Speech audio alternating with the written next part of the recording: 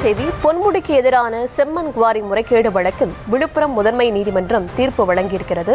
பொன்முடி உள்ளிட்ட 7 பேரும் இந்த வழக்கிலிருந்து விடுதலை செய்யப்பட்டிருக்கிறார்கள். அனுமதிக்கப்பட்ட அளவை விட அதிகமாக செம்மண் வெட்டி அரசுக்கு இழப்பை ஏற்படுத்தியதாக தொடரப்பட்ட வழக்கில் பொன்முடி உள்ளிட்ட 7 பேரும் விடுதலை செய்யப்பட்டிருக்கிறார்கள். பொன்முடி, அவரது மகன் கௌதம சிகாமணி உள்ளிட்ட 7 பேரும் இந்த வழக்கிலிருந்து விடுதலை செய்யப்பட்டிருக்கிறார்கள்.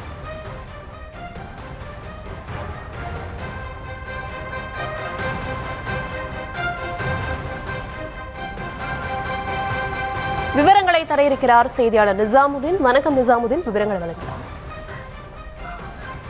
வணக்கம். விழுப்புரம் மாவட்டம் வானூர் அருகே உள்ள பூத்துறை கிராமத்தில் உள்ள செம்மண் குவாரியில் அளவுக்கு அதிகமாக அனுமதியை மீறி 2,64,644 லோடு லாரிகளில் செம்மண் எடுப்பதன் மூலமாக அரசுக்கு 28,36,40,600 ரூபாய் இழப்பை ஏற்படுத்தியுள்ளதாக முன்னாள் அமைச்சர் பொன்முடி, அவரது மகன் கௌதம் சிகாமணி, ஜெயச்சந்திரன், ராஜமகேந்திரன், சதானந்தம், கோதகுமார், கோபிநாதன், லோகநாதன் ஆகிய 8 பேர் மீது கடந்த 2012ஆம் ஆண்டில் மாவட்ட குற்றப்பிரிவு போலீசார் வழக்கு பதிவு செய்தனர்.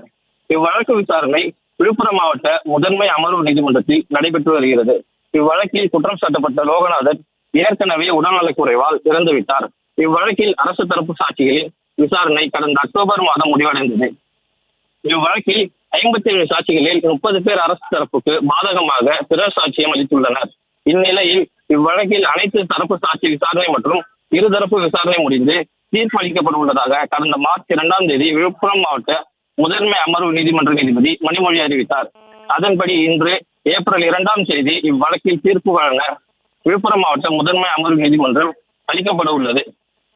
இவ்வழக்கில் குற்றம் சாட்டப்பட்டிருந்த 7 பேரும் காலை கோர்ட்டில் ஆஜராகி இருந்தனர். இந்த நிலையில் தீர்ப்பானது 3 மணிக்கு ஒத்திவைக்கப்பட்டு தற்போது தீர்ப்பானது வெளியிடப்பட்டுள்ளது.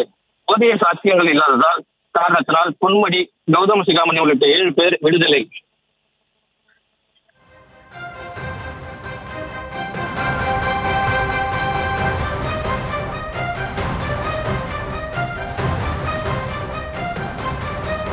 நிசாமுதீன், அதே போல இந்த வழக்கு கடந்து வந்த பாதை என்ன, எப்போது இந்த வழக்கு பதியப்பட்டது, அது கடந்து வந்த பாதை என்ன, அது குறித்தான விவரங்களை வழங்கலாம். இந்த வழக்கானது 2012ஆம் ஆண்டில் மாவட்ட குற்றப்பிரிவு வழக்கு போலீசார் வழக்கு பதிவு செய்தனர். இது 2006 முதல் 2011 திமுகவின் ஆட்சி காலத்தில் இவர்கள் செம்மண் ஊழல் செய்ததாக வழக்கு தொடுக்கப்பட்டுள்ளது. தற்போது இந்த வழக்கில் 7 பேரும் போதிய சாட்சிகள் இல்லாமல் விடுதலை செய்யப்பட்டுள்ளனர்.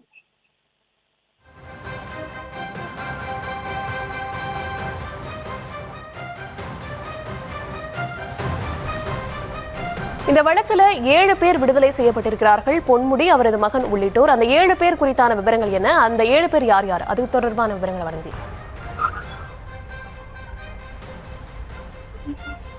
முன்னாள் அமைச்சர் பொன்முடி, அவரது மகன் கௌதம சிகாமணி, ஜெயச்சந்திரன், ராஜமகேந்திரன், சதானந்தம், கோதகுமார், கோபிநாதன், லோகநாதன். இதில் லோகநாதன் ஏற்கனவே உடல்நலக்குறைவால் இறந்துவிட்டார்.